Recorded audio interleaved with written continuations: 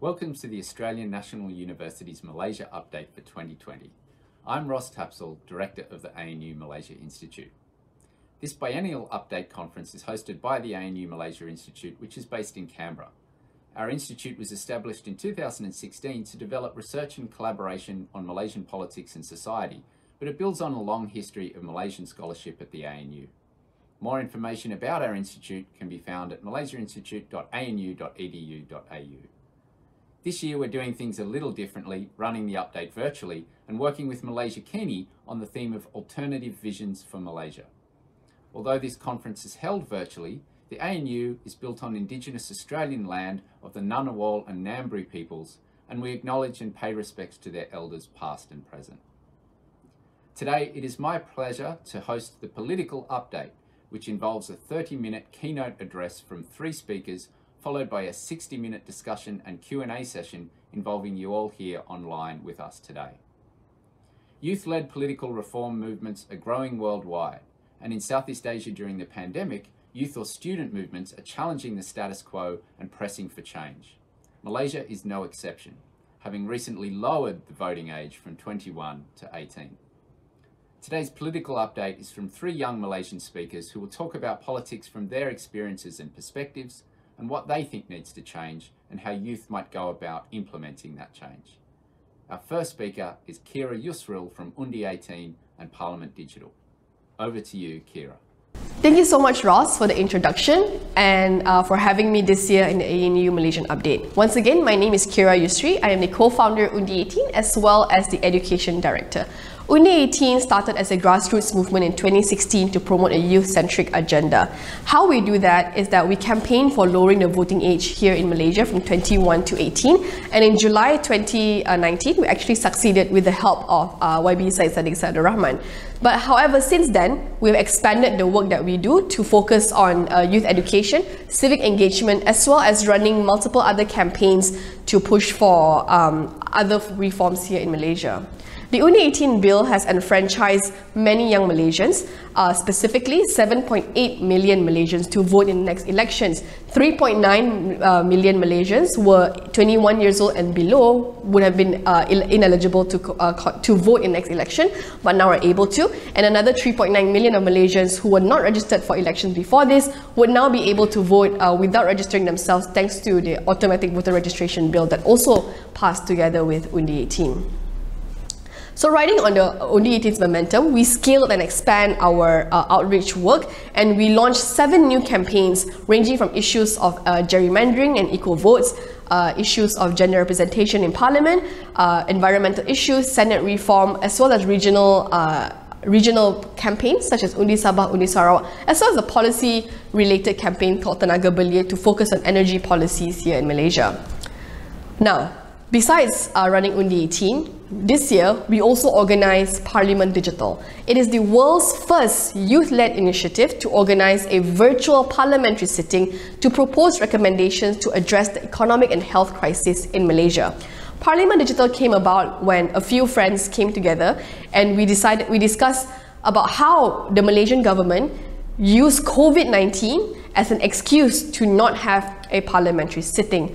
We felt that this was a bit ridiculous because it shouldn't be impossible to gather 222 representatives in a virtual call, either through Zoom or Microsoft Teams or even Google Meets, to have discussions and debates, especially when you've seen other countries such as the United Kingdom, Maldives, Sri Lanka, to move to a virtual parliamentary sitting or a hybrid parliamentary sitting. So we decided, why not we show them that it's possible? We decided to organize an event called Parlimen Digital, or a digital parliament, and we opened applications after just 2 weeks of planning.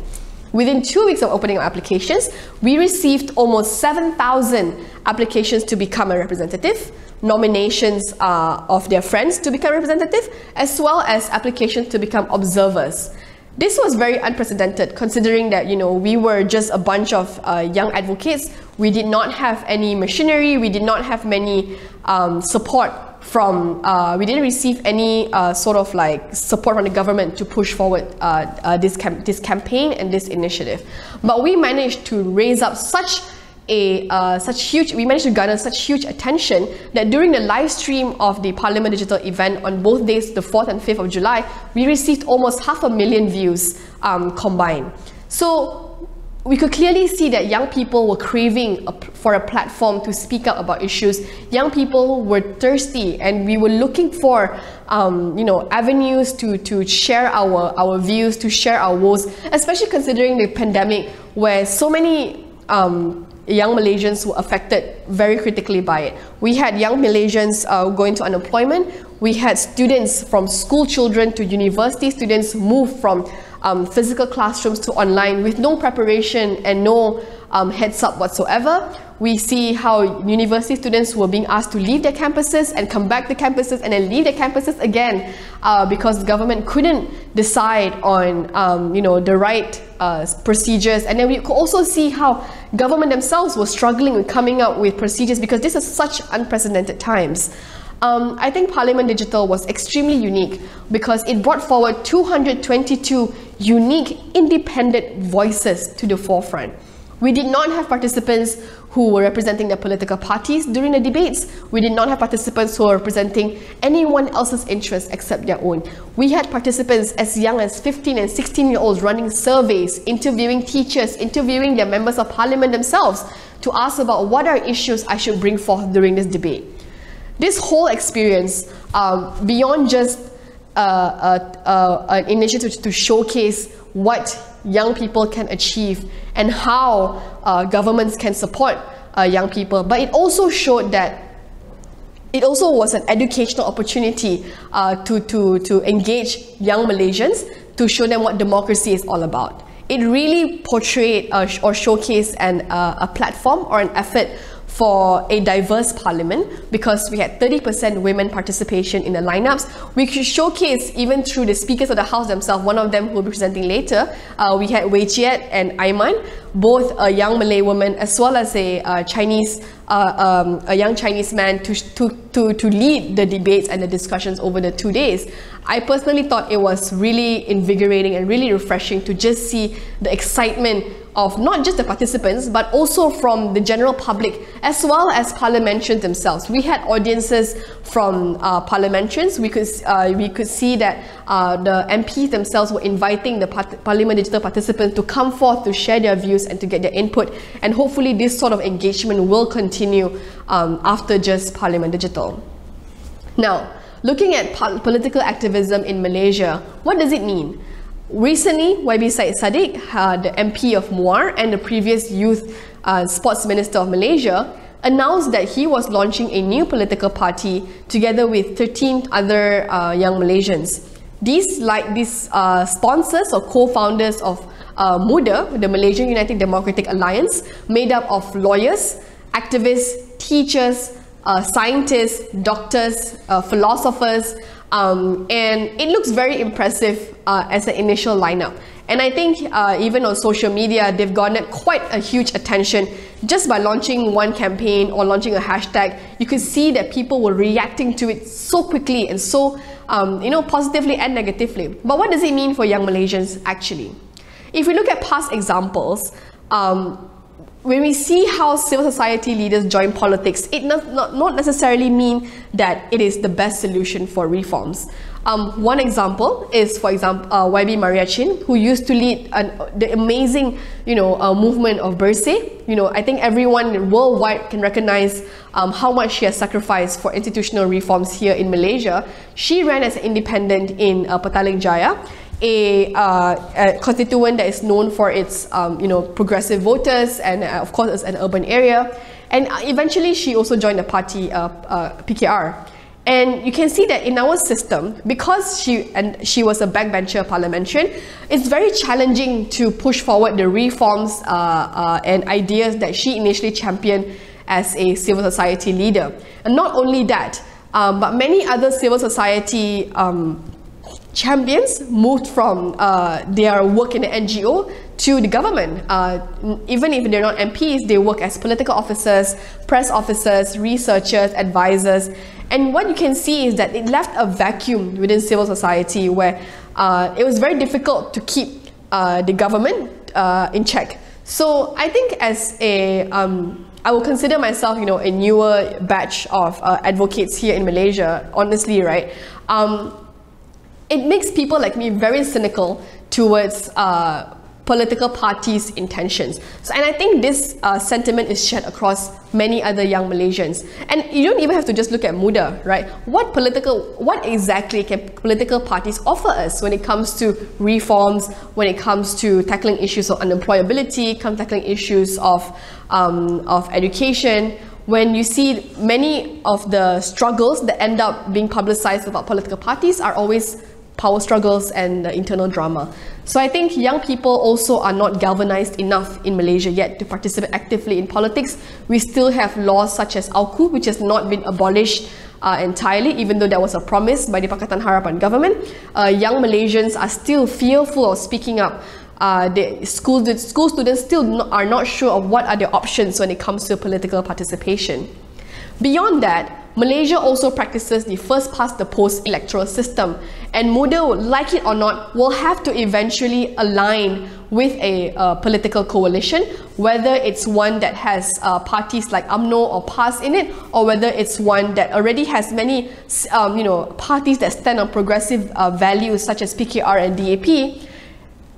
And up to today, they have not announced any serious political or electoral strategy. So I think this also gives puts forth a question to many young Malaysians, and it would lead many of us to still be wary and be concerned on what actually Muda is standing for, and why, you could probably explain why there are still hesitance from young Malaysians to participate in a new political party, even though it seems very sexy and very, their biggest selling point so far is that they have the youth interest at heart.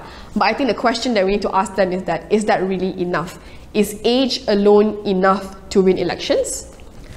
So that being said, this is where I end my presentation, and I'm very excited to also hear from my colleagues, Saudara Lim Wei Jet, as well as Mahira from Undi Sabah after this.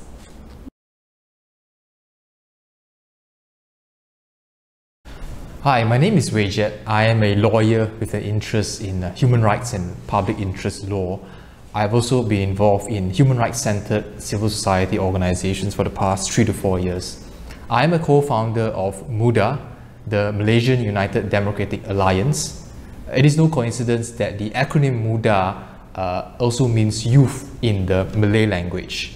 The idea of how Muda as a political party started was really predicated from Syed Abdul Rahman, who was the former Minister of Youth and Sports and a key politician from the previous Pakatan Harapan politician.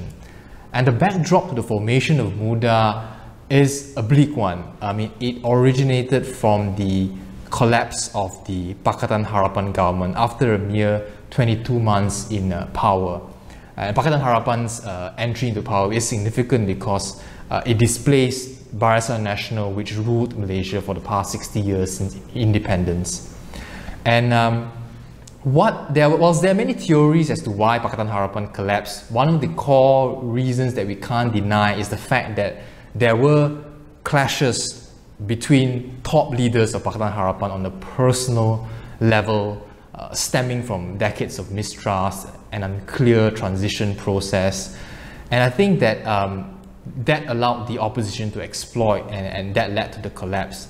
I think that, coupled with the political hopping that is going on, led to a lot of disillusionment, particularly among the youths in Malaysia.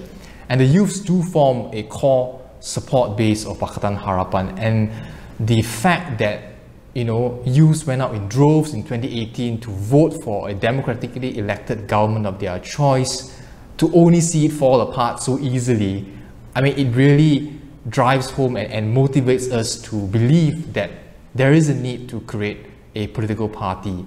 There is a need to create a party that prioritizes the people's welfare and the survival of a democratically elected government above personal differences stemming from decades of disputes. So that is how the idea was conceptualized.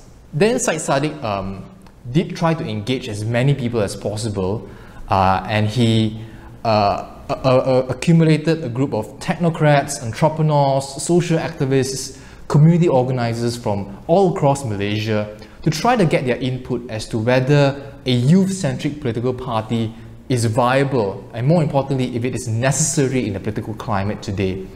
And I think that in the initial stages, there may be heated debate as to whether Muda should be a movement or a political party. I think in the end, we decided that you really need a political party as a vehicle for change, to have that voice being heard and to have leverage on how change can be made. And I think that you need to have skin in the game at the end of the day.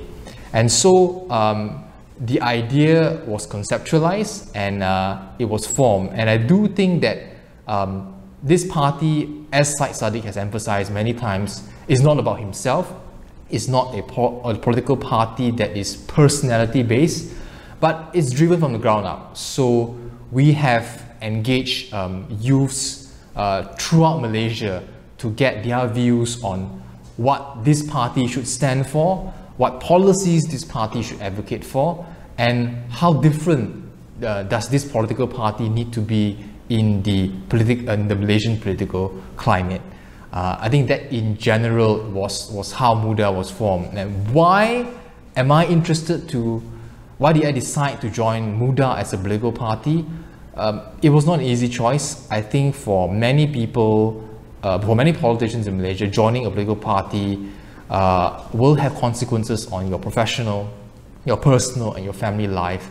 But what made me made that leap of faith is the fact that, when I was assembled in this meeting with these 30+ individuals, it was really inspiring and it electrified me. I mean, it sounds cheesy, but the fact that these people are willing to risk their careers and to attempt to make a change in Malaysia. I mean, change is not inevitable, but to even make that attempt, knowing that we may fail, really inspired me and really made me decide to go all in. And I think that I did not want to regret 20 to 30 years later in life as to why I didn't join this moment in history. So that was just why I joined Muda. And we may not succeed in the end, but if you look at the trajectory of the youth movements, not only in Malaysia but all over the world, we will damn well put on a good fight, that I can promise. Why is there a need for a youth-centric political party? I think that there are two key reasons. Number one, if you look at the problem of Malaysian politics, it really is the cancer of old politics. And when I use the term old politics, I mean the culture of warlords in political warlords in Malaysia, whereby politicians for a particular constituency get elected to become an MP for many terms without giving the youth an opportunity to rise up. The culture of buying loyalty through money, through gratification, the culture of character assassination, and ironically the culture of old politicians acting childishly in Parliament, where you engage with jokes, ageist and sexist teasing instead of engaging with substantive policy debates for the betterment of Malaysia. I think that is the old political culture that we really need to get rid of, and I think that it is high time for a youth-centric political party to break into the scene to create that ripple effect. I don't think, with the greatest of respect, existing political parties have the momentum to do that. The second reason is the issue of representation. And whilst representation is important, I think that Muda as a political party wants to go beyond that. We want to disrupt how politics in Malaysia works vis-a-vis youth's participation. Because if you look at existing political parties, the unfortunate fact is that youths are often pigeonholed into youth wings. The same way women in these political parties are straitjacketed into women wings, and there appears to be a glass ceiling. I mean, these youths rarely get the chance to rise up, and they are probably only fielded as candidates once they reach their mid-40s, their 50s. So I do sincerely believe that youths need to have a say. And if you look at the Malaysian Parliament, only 2 MPs are below 30, and most MPs are above 50, 60, 70 years old. I do think that we need fresh voices in Parliament, because in general, I do think youths bring a more idealistic, progressive worldview when it comes to policies, be it education, be it climate change, and be it the economy. I think that kind of fresh, reinvigorating views need to be injected in Malaysian politics, and I think that Muda as a political party wants to bring that change. What are the challenges of Muda as a political party? I think 2 main challenges. The first, and this is not unique to Muda, is the first past the post system in Malaysia. And if you look at historically wise, third force political parties have not been very successful. Whenever there are 3-cornered fights, the third force often loses to the point where they lose even their deposits in the political contest. So if we look at the Socialist Party of Malaysia, for example, they had an incumbent MP in Dr. Michael Jayakumar, who was very popular with his constituents, but yet he lost his deposit in the last general election. So that is a very pressing concern that we will need to address, coupled with the fact that a general election is probably going to be held or must be held in the next 2.5, 3 years. We do not have the luxury of time. So I think Muda cannot discount the fact that it may have to enter into some kind of political coalition with other parties, or if that does not materialize, we have to be very strategic in where we will want to field candidates in elections. I think the second key challenge of Muda is to dispel this notion that Muda is naive, too idealistic, or too inexperienced in policy making, or to play an important role in politics. I think the general perception among some in Malaysia is that youths are not ready yet. And I think that we do need to recruit the requisite number of technocrats and professionals and people who have really made it in their careers in their own right to join our party, to bolster the party, to ensure that there is always rejuvenating, solid proposals economically, healthcare-wise, education-wise, when we do enter Parliament one day, and to prove that we are not only a fresh face, but we are more than that. We want to bring a new brand of politics, but also policy making. I think that is the challenges that Muda would need to address in the near future. Thank you.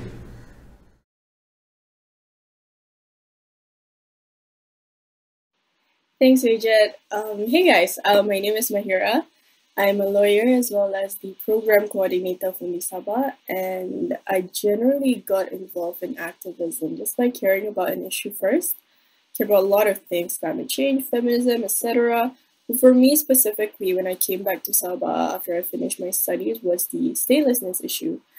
Then it branched out to parliamentary reforms and political activism, because I grew to realize that people, aka voters, need to be politically engaged and involved to change the things we wish to see. So that's me.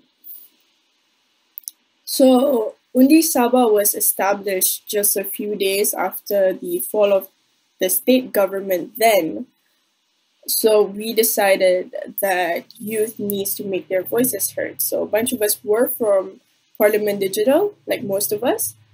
And that's how it started. So our movement aims to empower youth in Sabah to be more politically involved and to sort of bridge or fill in the information gap with regards to politics by improving political literacy. So all of the members were people from different and various political leanings and background. I think the recent Sabah election was very complex, that even locals are still trying to unpack it. I think if we observe most elections in the world, we see that there is a there is an increase in polarization, and I do think that it is also the case in Sabah. I do believe that the outcome of the election was a result of voters being worried for their livelihood, safety, and generally just bread and butter issues. And especially in the midst of a global pandemic, you tend to care about what you're going to get right now. So it's about which political party or coalition that can ensure that voters' welfare will be taken care of. So in Sabah, the issue of statelessness or undocumented migrants have always plagued us since the 70s. So taking that into context, contrasting the two coalition that exists, on one hand, you have a camp which focuses on trying to reassert their power against the federal government, things like being able to have their own autonomy to self-govern. And voters were under the presumption that this may or may not be a prerequisite into getting more resources for the state, but principally it's about taking control of our state and also rally under the message of unity and celebrating differences. And as a party, like a major party under that coalition, kind of won the most seats, and this camp kind of won the overall votes in the state, but they didn't win as a coalition, so they didn't win enough seats to form the government. On the other hand, you have a camp which operates in a more tribalistic and nationalistic sentiment, claiming that unlike the other coalition, we're not going to associate ourselves with immigrants, or we're not going to help them because they're the ones, taking our resources and etc. So on top of that, the accusation towards the opposing party by attaching them with labels like pro-PTI, which locally means pro-immigrant, made it clear that it's their stance. So this coalition won the state election. So both visions do lead to the same conclusion, which is to ensure that voters will be safe and your quality of life will be better once you vote for us. But the side that won the coalition are the ones which promises that they're not going to associate themselves with immigrants and maybe do something about it. They never said what it was, but voters seem to believe them, and voters seem to buy into that narrative. So this immigrant and stateless issue became a very serious issue this election. Like, it never got this bad. You get completely polarized views on it, and that's where it divides people. Because when I was small, when back then it was just a small issue and there were just like microaggressions and all of those things, but it never became this serious. But this election, we see that it became the deciding factor. So from Undi Sabah's perspective, there were so many candidates and parties contesting in the last election. So our campaign kind of focused on opening up a discussion by engaging with everyone across the political spectrum and divide to kind of let people decide or make their own informed choices, but mainly to let them, be exposed in the discussion. So I understand that everyone have their own biases, but just by the virtue of having the people they support to be there with a presence of people from other, parties or representative from other parties, or just they can be exposed to just generally diverse views. So yeah, so that's us. So whilst I do think that Muda's intention is noble, but also very powerful in trying to break, the culture of old politics and warlords in politics, the challenges in Sabah, I do believe, are very different, because I think Sabahans in general, which includes the youth, are very much concerned about the Sabahan agenda, because since forming Malaysia, it seems that they are not being treated as equals or acknowledged as equals, and this is reflected in the constitution, policies, as well as the literal development of their state. So the imbalance in power dynamics makes it very difficult for Sabah to kind of self-govern themselves, and this will impact things like immigrants in Sabah, infrastructure, internet connection, having an assemblyman from an Islamist party that Sabahans never consent to, but being shoved to them, and welfare, and all of these issues plaguing Sabah are because of the imbalance in power dynamics, that they have no control over, that these things are happening to them. So I guess in Sabah or Sarawak, Muda will need to compete with parties who are very loud and clear about fighting for the Sabahan agenda or Sarakian agenda. So they really need to know how to position themselves in that climate. So I think whilst the mechanism of Muda to be more policy-centric, to be more transparent and less hierarchy, I do think that the prerequisite for them to kind of earn the East Malaysians' trust, especially in Sabah and Sarawak, is whether you would fight for the Sabahan agenda, because all parties in Sabah and Sarawak are claiming that they're the ones championing it. So that's the barrier, I think, because if you want to talk about, policies that will improve the lives of Sabahans and Sarakians, like everyone promised that every other election. So why is this youth-led movement any different? So I don't think it's impossible for Muda to set foot in East Malaysia, since we do, like in Sabah, we do have a Malay nationalist party dominating our politics, yet we don't have natural Malays, and Malays are minorities here. But Muda is a multicultural party with progressive, mechanisms and reforms could definitely set their foot once they earn that trust from East Malaysians. But I do think Muda's presence nationally was already shifting the Overton window, because I do agree that in Sabah's politics, it is dominated by, more seasoned and veteran politicians. And it is evident in the recent, lineup of state cabinet administration. So the presence of Muda kind of shifted that mood in the recent election. We observed political parties claiming that they have youth, they have young people, they have young women, they have the youngest candidate, in Sabah, which is unprecedented. So political parties ride on that wave as well, which is refreshing, because it looks like they're more accepting of youth being in politics. But obviously, I don't deny that maybe they're just using us as tokens. But if political parties are also championing for the youth whilst being in touch with local sentiments, where does Muda position themselves then? So it's about trying to move past that. So I think one of the main challenge of Undi Sabah is obviously trying to reach people within rural areas, and you have to take into consideration of Sabah's geography and how everyone's far from each other, and it's very difficult to connect to one another, because in some areas they don't have proper roads for you to go to their community, and to access some communities you need maybe boats to travel to their villages. And in most of these areas, they don't have proper internet connectivity. So for you to send messages of advocacy, and I think that was one of Undi Sabah's, biggest barrier, especially I think in today's context, the challenge is more difficult because of COVID. But just in general, for youth political activism in East Malaysia, you require a lot of resources for you to reach these communities. And it's a huge hindrance, especially for youth, because they're mostly, students, or they're just starting their career. But hopefully youth and, other people in other communities could coalesce in trying to reach these communities to advocate for social change. Yeah.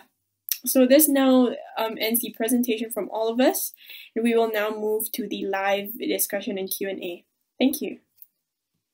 Well, welcome everyone, and I hope you enjoyed the KiniTV presentation and production. We did try something new this year during COVID times. Obviously, this is the first time we've tried that, so hopefully you enjoyed the collaboration. And there was a bit of a lag there. I think that's what happens when you play a video through Zoom. There's not much we can do about that, but thanks to our speakers, Qyira, Wayjet and Mahira, for going to the trouble of pre-recording their speeches, and they were really compelling. And so again, in this idea of trying something new, I guess we thought that there was a really interesting youth movement here in Malaysia worth discussing. And obviously there's been so much going on in Malaysian politics and lots to discuss. If you'd like to ask a question, you can do so in the Q&A chat group.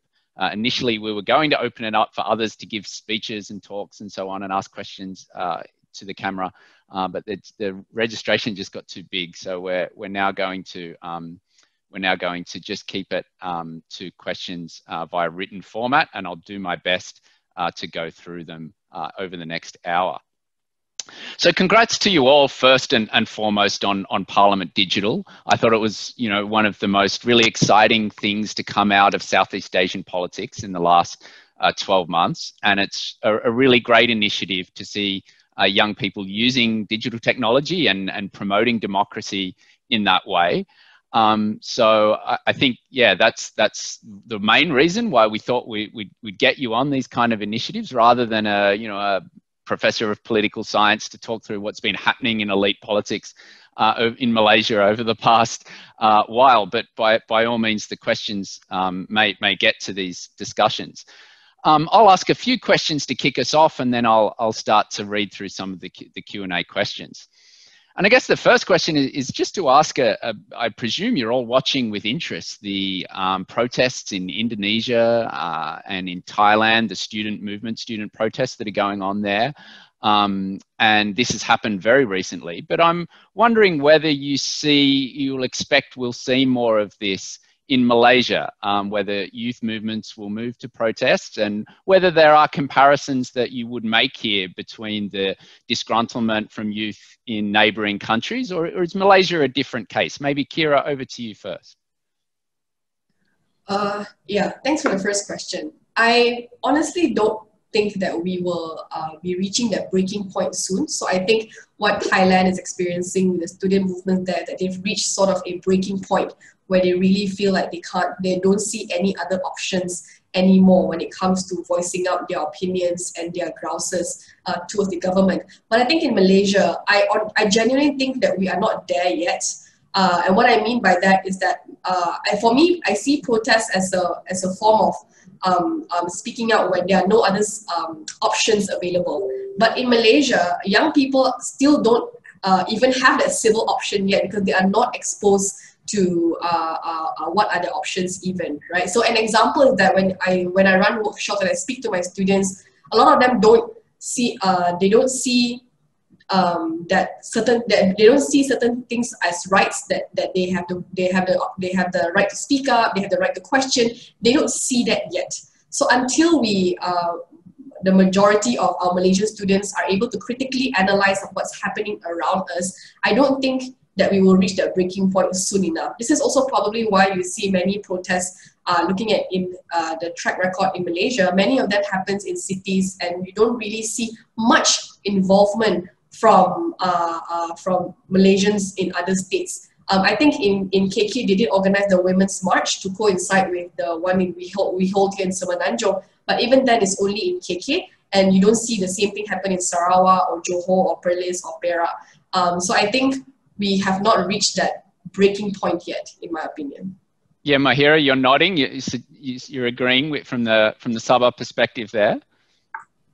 Yeah. So I agree that there's no appetite for that yet, because as far as Sabah is concerned, with our obviously current state right now, we're Malaysia's COVID red zone, so people are a bit apprehensive if we're talking right now. Even though there's a lot of things happening that in our state that we wish like we could change or been done differently, but generally massive rallies and protests of a larger scale are much stronger in Kuala Lumpur or in Selangor, and most youth or students do go to West Malaysia, you know, to further their studies or to kickstart their careers. So compared to KL, I think protests or rallies are not like as much celebrated, or there's no appetite for it yet. But you know, anything could happen. It depends on the mood and appetite of people at that time. Yeah. Wajid? Well, I'd just like to add that in the past, we are not alien to youth-led student movements. So if you look at the 1970s, we had the Baling protest where, you know, Anwar Ibrahim himself, you know, led the protest against poverty. But what happened in 1975 was, pursuant to those student protests, the government amended the University and University Colleges Act to heavily restrict students from being involved in political parties and political movements. And as a result, you know, our university students and youth in general have been living in a very, you know, sanitized environment, quote unquote, for so long.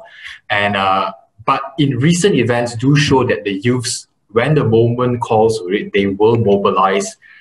For example, in the Bersih protest or the protest against one in DB, there is a sizable youth population that join in those particular protests, but the underlying structural problems, i.e., the prevention of political parties from, penetrating into campuses, the fact that there's no student autonomy when it comes to student unions.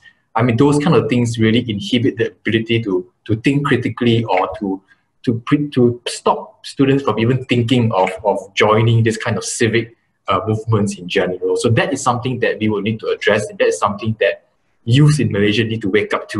That there is those kind of options, and there are critical issues out there that you may need to be called to enter into a protest movement at a particular point in time. But at this juncture, I don't see any defining public issue that would trigger this kind of youth-led protests. Not at least at this juncture. Yeah, thanks. That frames things interestingly, which sort of leads into some other questions I had around some defining, junctures in Malaysian politics. Because as long as anyone that has, starts to study Malaysian politics, we're taught about ethnicity is crucial for understanding, Malaysian politics. So it's defined by ethnicity rather than demography. So I kind of wanted to ask that question of whether demography is more significant, or whether the polarizing topics around Malaysian society are entrenched in youths as well. So what can you tell us about engaging with Malay youths and Malay attitudes towards, say, the role of Islam in the state, the Bumiputra policy, rights of Malays, so on? Qyira, to you first, and then to others. I can't say definitively that we've engaged many people or even many Malays on this topic. But I think if we take a step back and look at these conversations, and in academic circles, activism circles, we do want to look at this topic a lot more. But Malaysian youth, we don't have that platform to have these difficult discussions, because there's always that fear that if you talk about Malay rights, if you talk about Bumiputra privileges, you are either questioning the status quo or you're not sure what you're talking about, right? People always, so if, for example, if you're not Malay and you want to talk about it, they'll just be like, okay, this is not something that you should ever talk about because you're not affected by it. But the thing is, all these special rights, all this different treatment that you receive, either from institutions or the government or even the general public in a form of social stigma, this affects every single person, right? And kids grow up in school knowing that there are double standards, there are opportunities that are just not available to them, or privileges that are free for them to take up. So, but I think political parties do latch on to these ideas and these sentiments and play heavily on them, regardless of which political party they are. I think especially looking at the major ones, even parties like DAP, all that, they try their best to be inclusive and diverse, but you still have players within the parties that when you go campaign, you see them using and playing on these racial sentiments as well. So I would say that the discourse in Malaysia still have not progressed past that. And because of that, and these discussions and discourse only stay within academic circles and intellectual discourse like this, political parties will still use that as a weapon when it comes, especially nearing to elections, because they know that this is an extremely hot button issue and they will not hesitate to press on it. I think I'll be interested to see if Muda is going to tackle these kind of issues, because I think every political party and politicians knows how dangerous it is to actually bring this up and one way or the other using it as a form of a weapon in their political strategies. All right, Wayjet, is Muda inclusive of those range of perspectives? I think when Muda was conceptualized, I think we aim to be as inclusive as possible. So, and we also set forth very clearly that we will adhere to the Rukun Negara and the Constitution. So that means that nobody's going to dispute the role of Islam as a religion of the Federation. No one's going to dispute that there are certain affirmative action policies entrenched in the law for Bumiputra communities for specific areas. So we are quite clear on that. But having said that, I do think when it comes to the issue of ethnicity, it really depends on where the voters are from. So if you look at more rural areas, perhaps the issue of ethnicity, race and religion plays more heavily, but as you move towards the semi-urban and urban areas, it plays a lesser role. So I do believe that there is a growing electorate that is proud of their identity as a Malay Muslim or a Chinese Buddhist, for example, but they also recognize that when it comes to electing their representatives, there are a host of many other issues that they do consider. And race and ethnicity is not the be-all and end-all. And I think that it is our duty as a political party and politicians to not pander to insecurities and to the worst fears of people and the mistrust between the races. I think that is what Syed Saddiq has made it quite clear in conceptualizing Muda. And I think as a person coming from a minority ethnicity, that also is personally very important to me. I mean, for the past 3 to 4 years, the kind of toxic brand of racial politics in Malaysia is really disconcerting. And I do genuinely believe that the youths are perhaps less inclined to buy into those kind of race baiting in general. So it is our duty to first show that, whilst identity is important, there are issues like the economy, job creation, climate change, quality of education, youth-specific issues affecting you, which should matter us as well. And number two, we should also point out that the other political parties out there that are politicizing race and religion don't actually generally believe in pushing for your race and religion to be protected, but they are merely using it as a tool to gain political power. And I think that we also have to point that out at the same time. So that is perhaps how Muda would like to approach the subject. Right. Mahira, you just lived through an election campaign, and in your presentation you talked about the identity politics that was central to that campaign and polarizing. Did you get a sense that there was different attitudes amongst youth on these issues? With respect to role of Islam or Bumi Putra policy, like it wasn't. I don't think it was like heavily discussed during the recent Sabah politics. Yeah, but I do agree with what has been said by both of them. I think they explained it well. It's still a very sensitive topic, and people are still apprehensive about it. But at the same time, I do think that youths, are less likely to kind of like buy into these narratives of like fear mongering and and that is reflective in the Sabah election. I'm not sure as what will happen in West Malaysia though, but like as for Bumi Putra policy and rights of Malays, I don't think it. And migrant workers, what in your presentation you talked about that? Was there a did you think a demographic divide there in that as an electoral issue? Oh yes, definitely. So in Sabah, like specifically, so that issue is the, I guess like the turning point of like how people decide or who do they vote for, and how political parties are going to deal with these issues. So I think people are rather polarized on that, and it seems that people are still buying into the narrative of like Sabah are for Sabahans. And we have to protect our land, like for us, and like these narratives are still being used. I guess like the context is just different in Sabah. Yeah. We have a question from Professor Meredith Weiss, who's well known to us here at ANU and also in Malaysian politics, and her question's around patronage, and not just flat out patronage, but obviously that's a problem in Malaysia, splashing out on scholarship funds for young people, for example. But she wants to know about the more endemic efforts to go to the ground, which have long swayed voters in Malaysia. So what kind of civic education do you think that might convince new voters, people who between 18 and 21 perhaps, who've just going to be voting for the first time, to not be swayed by the fact that they or their families benefit from patronage, or by a candidate's personal touch? Should we assume that younger voters today, or even new youth candidates, will perform differently? So I guess she's talking about the systemic nature, and whether civic education, whether youth will be any different. Wayjet, perhaps for you first, and I know this is something that you've thought about previously at Muda.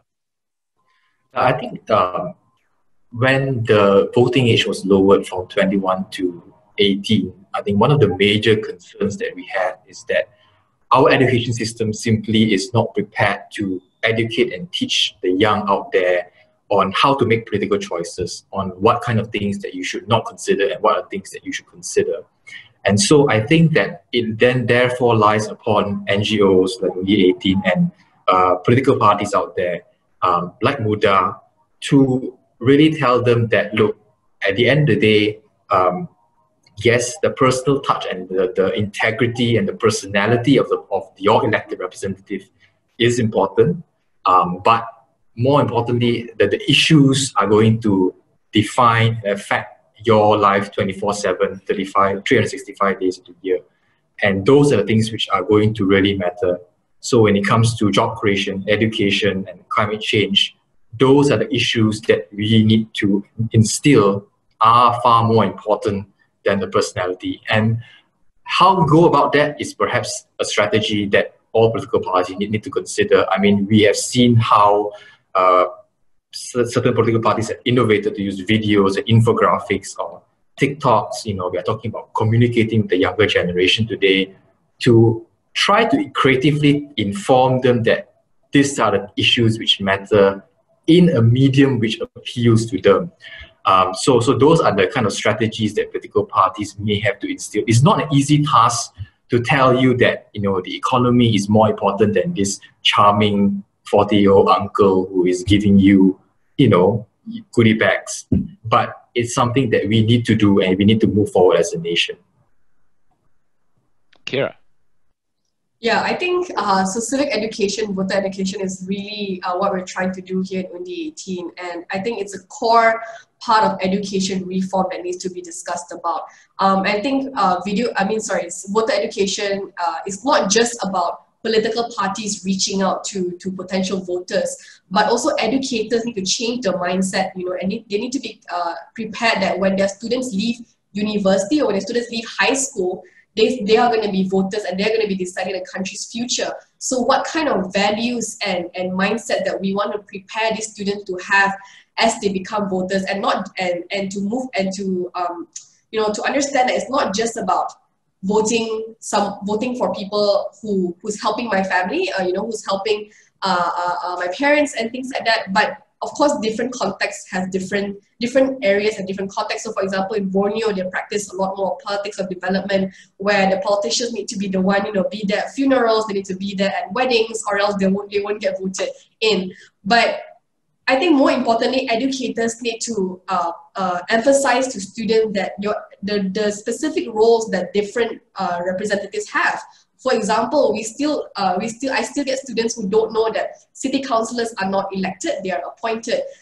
You know, when there's an issue of drainage issue, they will call their MPs and not a city council. So if we still can't understand if you still don't know what are the actual roles that our politicians are supposed to do, it's very difficult for young people to evaluate them based on their policy stance, ideologies, and so on and so on, and we often associate with politicians. So I think our education system needs to be reformed to accommodate the legislation change for UND18, and we need to do it. We need to start doing it fast, because if a snap elections happen after the law has been gazetted, there will be so many more new voters in the system, and I think it's actually even going to be very difficult for politicians and political parties to navigate this scene.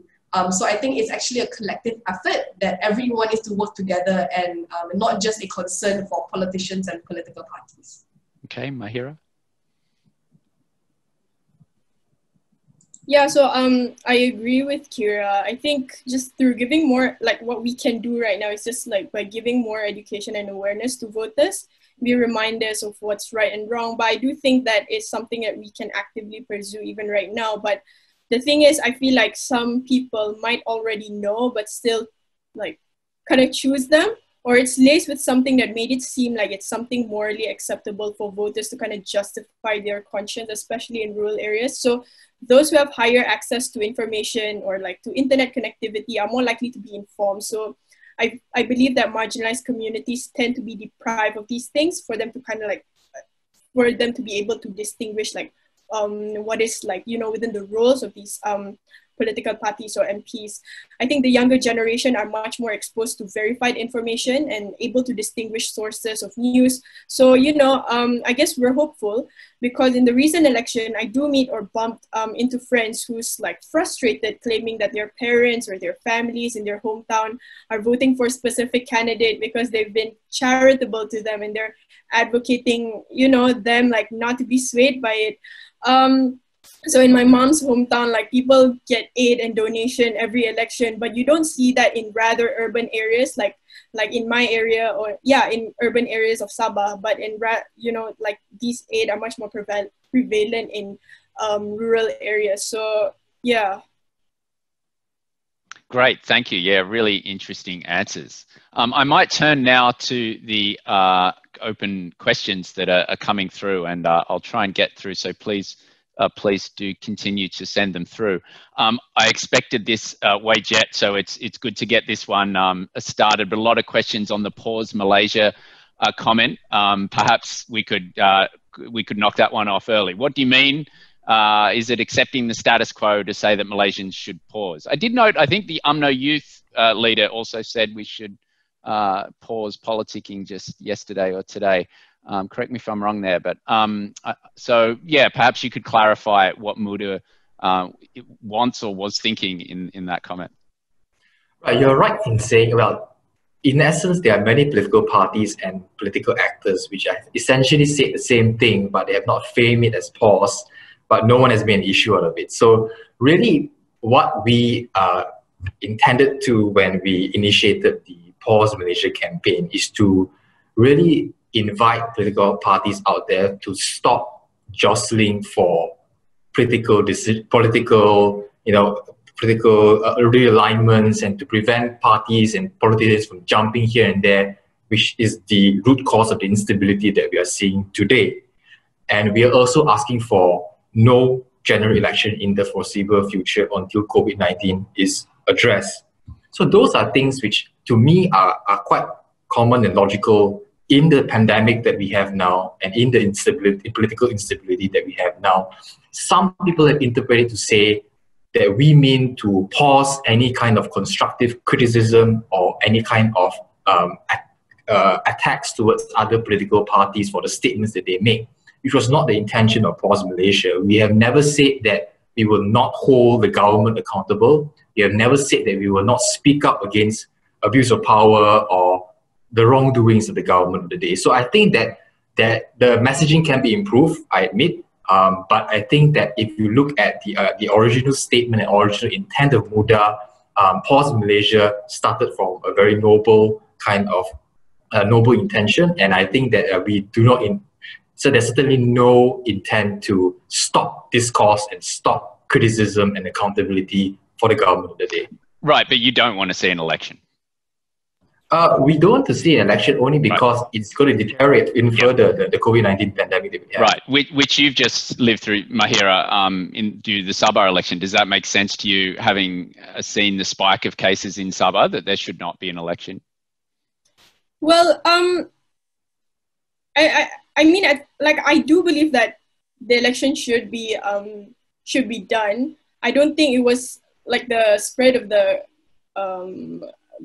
the virus of COVID was due to the election per se. Because if we observe, you know, in countries like Singapore and Korea, they've held their elections as well, and you don't see rise and spike. So there has to be like something in the mechanism as to how we actually conducted this election. So yeah, but because of how things have turned in the Sabah election, so you know, we really do have to assess maybe like our machinery or our system. What are the I guess like mechanisms that we need to put in place in order for like our democracy could be, you know, sustained or even assisted, so people can participate in our democracy. But as we stand right now, I think a lot of people are apprehensive because we're not because of the rise in COVID. So yeah, I think people are apprehensive, but I feel like previously it could be safe. It's just that something has happened that maybe could have been prevented. Yeah. Qyira, what's your thoughts on the pause politicking argument that some youth leaders, including Muda, have said. Is this a case where they're doing their own politicking? This is why you're a bit concerned about youth political parties? I think, yeah. So I think the Pause Malaysia campaign it came out at a very interesting time, especially on Twitter. I think it got the most reactions on Malaysian Twitter, especially because I think probably the day before there was the trending hashtag of Muhyiddin out. So I think, I guess the general public were just confused like whether this campaign by Muda is to complement or to go against that particular campaign. Because, and it, quite amusingly enough, immediately after Pause Malaysia launched, PKR Youth tried to launch their own Forward Malaysia campaign. It looks like to be in response of that. So it became like a hashtag war on Twitter for about 24 hours or so, which I'm not sure should be what encapsulates youth politics in Malaysia. I hope it's not. But I think if you look into the demands of Pause Malaysia specifically, I really can understand where they were coming from, especially in regards to the point of no elections, because even though Mahira pointed out there are countries that have succeeded in running elections rather safely, Malaysia did not do that. Right? Malaysia, our politicians were breaching SOPs, they were going around town, shaking hands, hugging, giving hampers and all that. And they were clearly, you know, no regards given to the situation that we're in at all. Not to mention that there were many campaigns, including by Bersih, Undi Sabah themselves have launched a request to expand the boundaries of postal voting. And, you know, especially for the Sabahan diaspora in Semenanjung, Malaysia. So I think unless the Election Commission is willing and have the political or have the will to change the way we do elections in Malaysia, having another elections, especially snap elections, is simply unrealistic and in my opinion quite selfish to demand. Purely because I think we can see how Sabah is really suffering right now. Every day almost 1,000 cases and majority of them are from Sabah. So I feel like yes, we need to uphold democracy, and yes, we need to give people the right to voice out and to cast and make the decisions. But we also need to seriously consider what costs do these come with.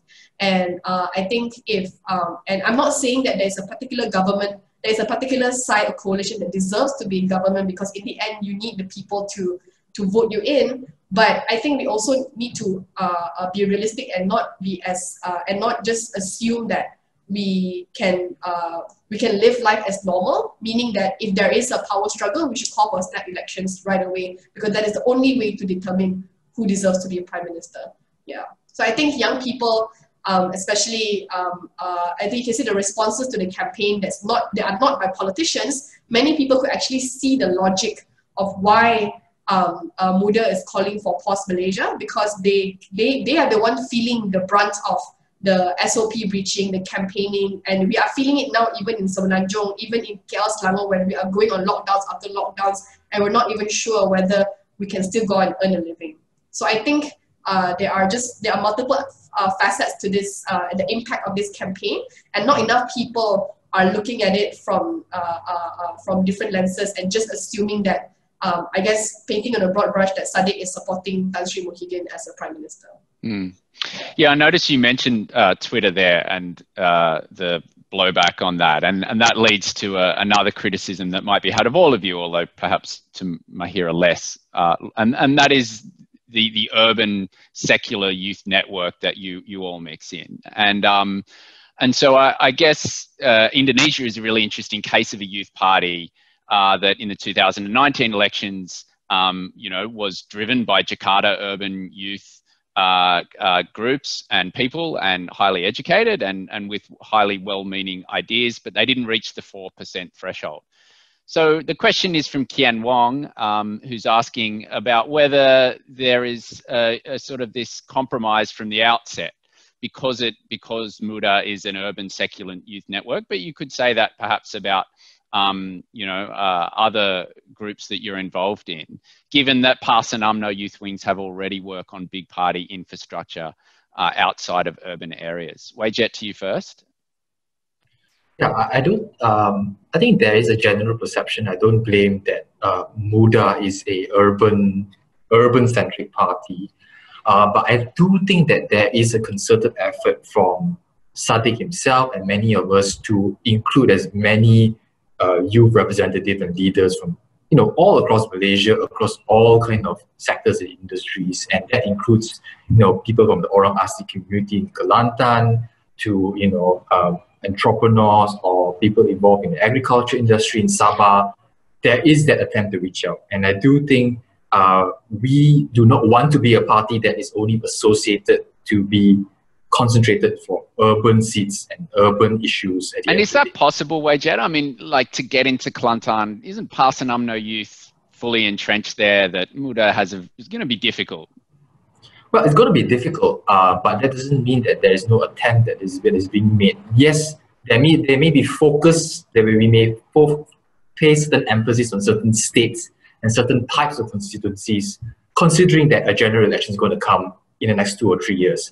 So, for example, we probably won't channel as much energy and resources to a particular seat which we don't think is a viable kind of option in the next 3 or 4 years when the general election is going to be called. But I do think on a very broad level, there is no discrimination. We are trying to reach out to as many people as possible. We do run engagement sessions with people from the northern region, from the southern region.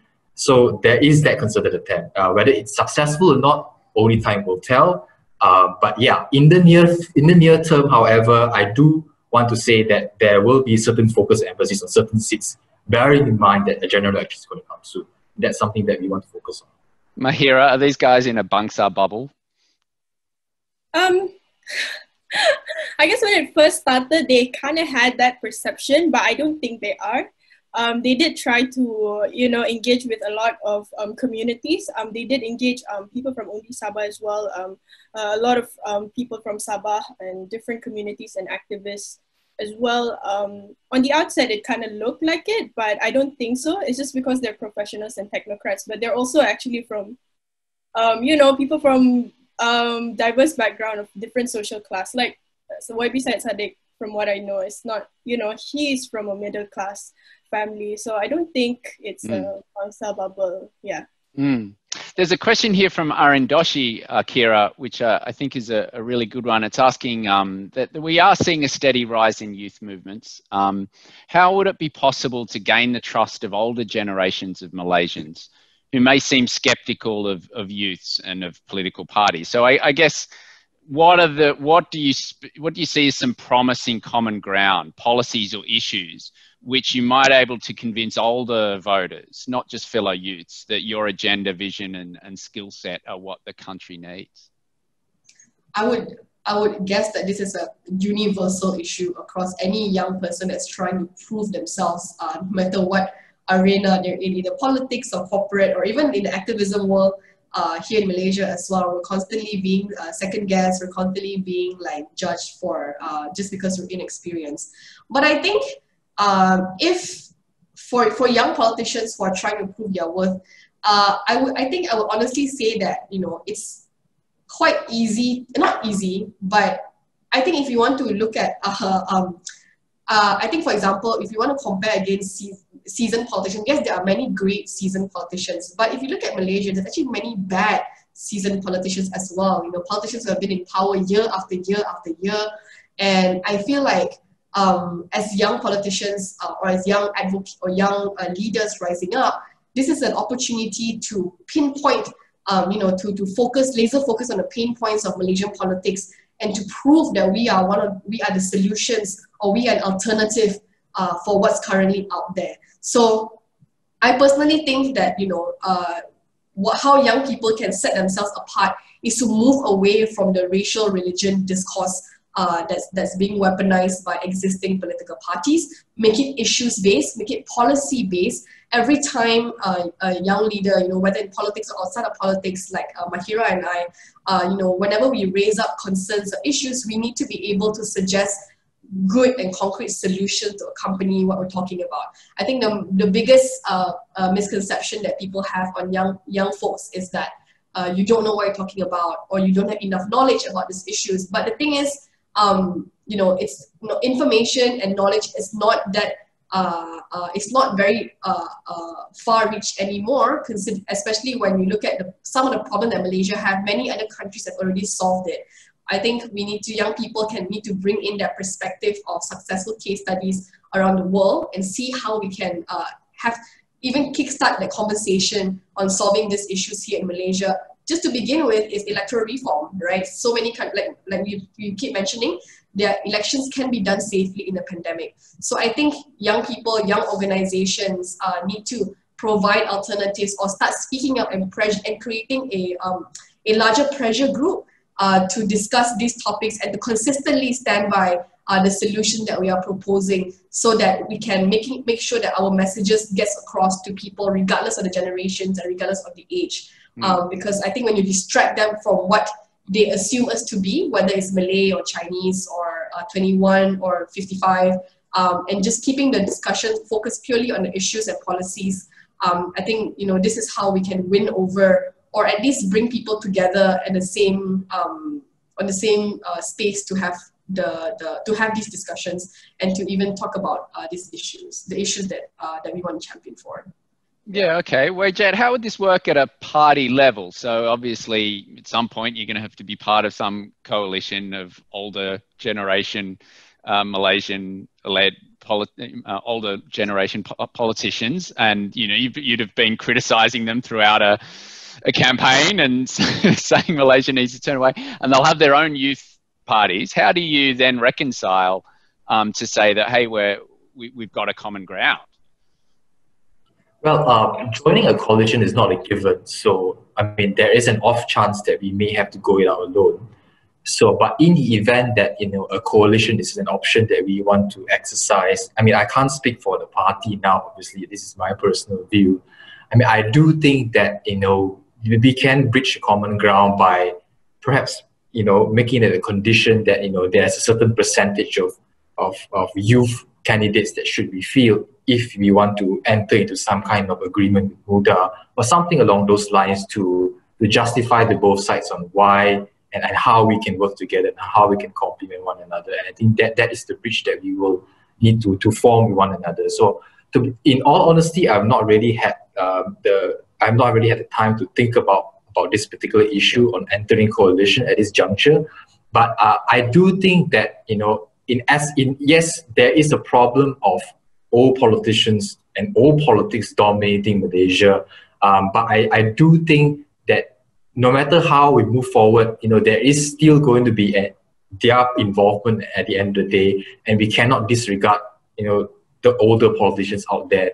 They are part of the problems, but they are also part of the solution. They can be part of the solution if we leverage and we manage to reach some kind of positive agreement with them. So we cannot discount all politicians at this stage. That's my message. Mahira, did you have anything to add? Yeah. I believe like most Malaysians and obviously politicians promise that they will make Malaysia better or aspire to improve the lives of Malaysians. So like most policies or issues could be a promising ground if it's backed with data and evidence. If we're able to convince everyone, whether seasoned or veteran MPs or ministers, that a particular policy actually benefits most Malaysians and Malaysia in general, I don't think why it's like could be, you know, impossible. We've seen Undi 18 teams as well as YB Said Saddiq himself approach MPs across, you know, the political divide, whether seasoned or young, to get bipartisan support for the policy to pass. So to convince like older voters as well as Malaysians in general, similarly by leading through examples, I think, and I think they've shown it, and this is our evidence. I do think that a lot of young ministers and politicians exhibited their capabilities, whether, you know, in office and like in corporate sector, and I think even in the activism scene. So I do believe that that's primarily why right now politicians start to care or start to include youth within their, you know, political discourse and have more engagement programs. So yeah, like we're very hopeful. I don't think like, you know, we can always reach to a conclusion, common ground. Yeah. There are a number of questions I'd like to get through, but one is inevitable also a little bit on the party hopping. Seems to be this is a big issue in Malaysian politics. Is there anyone like to tackle this question of how do we stop Malaysian politicians from party hopping? Is it a structural issue that needs to change that requires, you know, regulation, or is it an ideological one where if political parties have more clear ideological policies, therefore you can hold them to account more when they jump? What do you think? Anyone want to jump in? Okay, perhaps I can jump in because I think Muda did release a statement recently on what we think are the reforms that are needed to prevent this kind of party hopping from continuing to perpetuate in the near future. So our first proposal is to implement a recall election system. Basically, it means that if a particular elected representative hops to another party, then the constituents in that particular constituency have the option, if they have a certain percentage who have petitioned to do that, to demand for a by-election, and that defecting politician can recontest, but so can other parties, and the voters will have the ultimate choice on whether to choose the defecting politician or to choose another political party. So that is one option that would heavily disincentivize a particular elected representative from hopping to another party. The second proposal is really it may be specific to Malaysia, but it is to ban politicians and elected representatives from being appointed to government-linked companies. Because if you have seen how Tan Sri Muhyiddin has sought to consolidate his power, it is purely to appoint MPs into GLC chairman, GLC directorships. And I think that if we have a law to say that is a no-no, then there's not much option for a prime minister or a Menteri Besar, a chief minister, to buy loyalty of elected representatives through the award of positions in GLCs, which are very lucrative in nature. I mean, they come with perks and bonuses and cars and all sorts of benefits. The third proposal that we have, and it probably is also unique to Malaysia, is to split the role of Attorney General and the public prosecutor. The idea behind it is that we want to create an independent director of public prosecutions.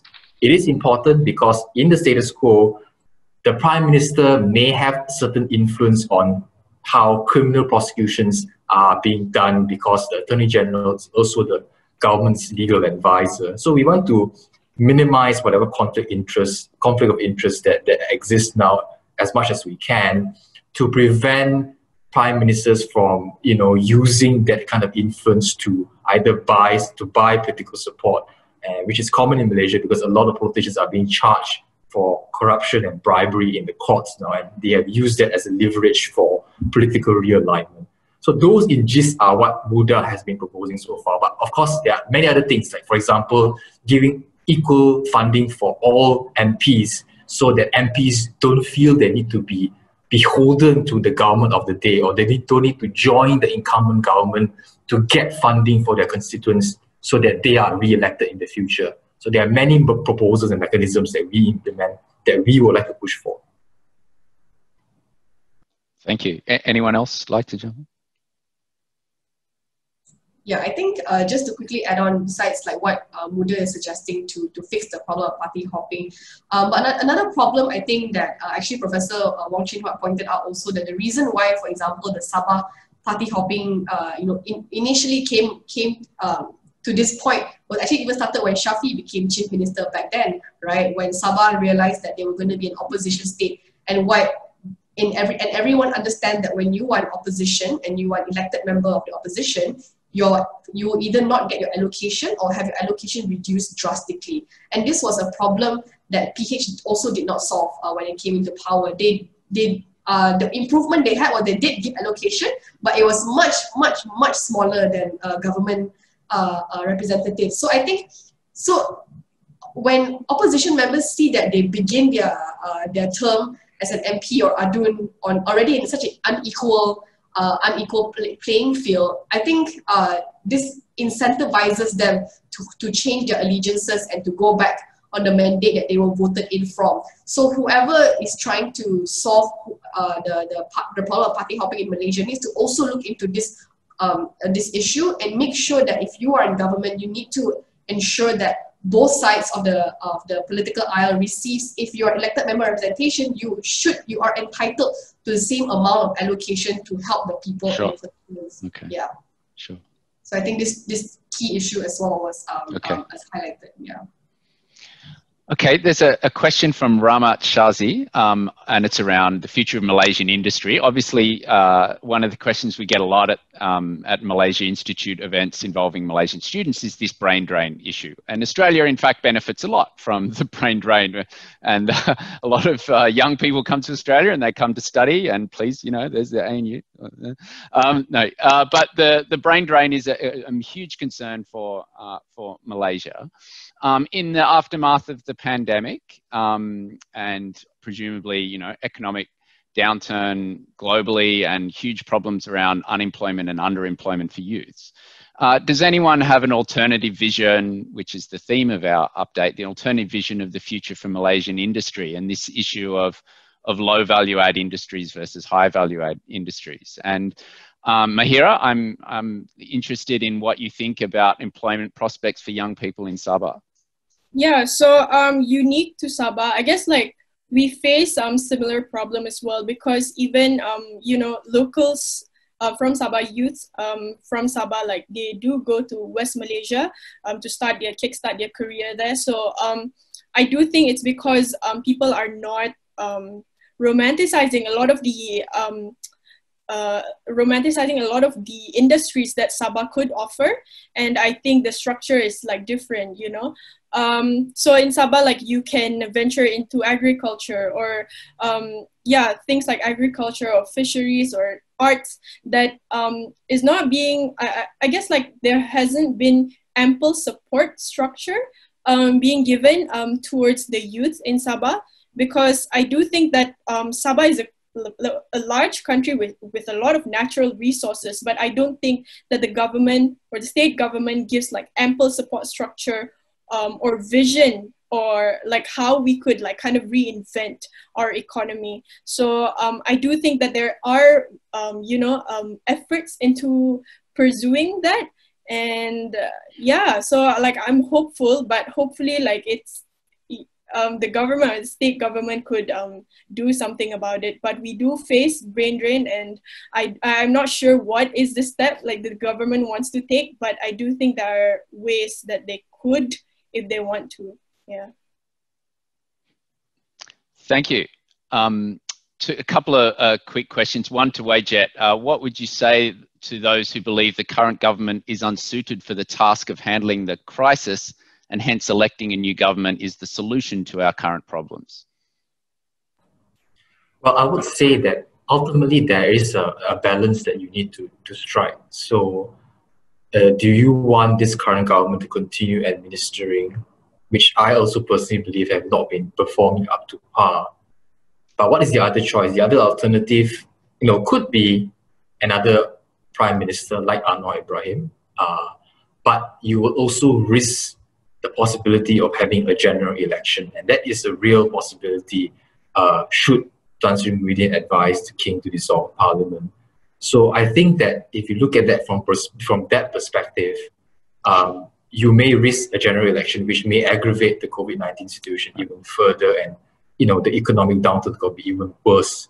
So I do think that we need to adopt that kind of nuanced view at the end of the day. I do believe that we need to form another government, preferably with Muda inside. But yes, we need to wait for the appropriate time for the general election. It is by no means me conceding that this government is functioning and this government is some government that I support, but we need to look at it from a holistic point of view. Okay, thank you. Question from Greg Lopez, a good friend of the ANU and graduate of the ANU's Political Science Department. His question is to all panelists: do you think the Malaysian political system is inherently and systemically corrupt, or are there just some cases of corruption? Qyira, to you first. I don't think all politicians are corrupt, but I do agree that our political system allows for corruption to happen, and to a certain extent do not, it definitely allows, and maybe to a certain point even encourages, because it gives you so much space for abuse of power. Yeah. Mahira? That's my short answer. Sure. I agree. I agree as well. I don't think there's enough safeguards and policies that that can be put in place to kind of just like control the powers of politicians. I don't think politicians are corrupt as well, but because there are gaps in laws and policies, so they kind of, exploit them. And in the election itself, would you say that the campaign showed systemic levels of corruption on the ground, or it's largely isolated or in certain pockets that it... Like I said, it happens. Obviously in certain pockets, not all politicians do it, but it's happening on the ground. And there are no policies or, safeguards that are being put in place. So hopefully there will be in the future. Yeah. Okay, thanks, Wayjet. Well, I used to have some hope back in 2018 that corruption would be stemmed and eradicated when the new Bhaktan Harappan government came to power. But obviously that has changed, and there are now open calls by certain political parties that it is okay to lobby for criminal charges to be dropped, something to that effect. So it's really sad seeing how Malaysia was poised to combat corruption, in 2018 and at the level that we have now, where, leaders are going to have a comeback. So corruption is a very serious issue, and I think that Muda does set out to, that is a huge priority for Muda. We want to introduce laws which cap political funding, which prevent this kind of loopholes from happening and prevent corruption from further perpetuating. And I think that that is something that will play a huge role in the next general election to come. Thanks. I might finish just on a nice softball question, but I think it's important given the success of Parliament Digital as a new model that showed to Parliament, look, this is how it can be done. And it was in July of this year. But what now? How do you sustain something like this to keep it going? Qyira, to you first. I think that's a very good question, because I think Parlimen Digital really kickstarted a hype of and all eyes were looking at young people after the event. At least on my part, we're trying to think about how can we continue to engage the group that's been impacted by the event by running either workshops, engagement programs, but also we want to, at UNDA team, we want to try to create more innovative programs like this that provide the platform for Malaysian youth to experiment and to play and to learn politics that they've never learned before, the way they never learned before, right? With outside the boundaries of the classroom and all that. I think we are also hoping to introduce them to the concept of policies and not politics first, because what we've learned in Parlimen Digital that many of these participants have never been exposed to any form of political advocacy before. This is their first entry into what is debating in Parliament about, what are policies about even. So we're hoping to create or duplicate this form of similar form of innovation in future programs. I personally am not sure if Parlimen Digital will happen again next year, because it was done in reaction to the parliamentary sitting. But I do hope that we can at least consider and other NGOs and government to consider how can we innovate youth programs so that it's not just like a 2-3 day camp organized by the government and then they learn about boring stuff and then they just lose interest in politics or understand or policy. Mahira? Yeah, so I was helping out with Parlimen Digital, and most of the members in Undi Sabah were from Parlimen Digital. Maybe even if Parlimen Digital wouldn't be host next year, but I do think the impact was great enough that it mobilized a lot of youth into being more active and participative in politics. So I think that's a great step and that's a great turning point. And finally, Wayjet, there's a question here from Diana Anwar, who's a graduate of the ANU, who's asking, where does Muda see itself in 5 years? So perhaps you can finish on that one.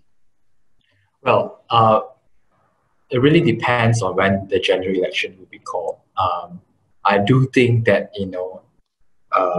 if a general election is called in the next 2 to 3 years, we may have a very strong chance. Well, at least I believe that we have a strong chance of earning some seats in Parliament. And I do think that we have to build on that to push forth for not only youth-centric policies, but a brand new kind of politics that focuses on issues, that that brings away from the personality-driven politics that we have today. And I think that that is the ultimate goal of Muda, to make sure that youths are no longer at the back seat, but they are at the driving force of Malaysian politics, and their time is today and not tomorrow.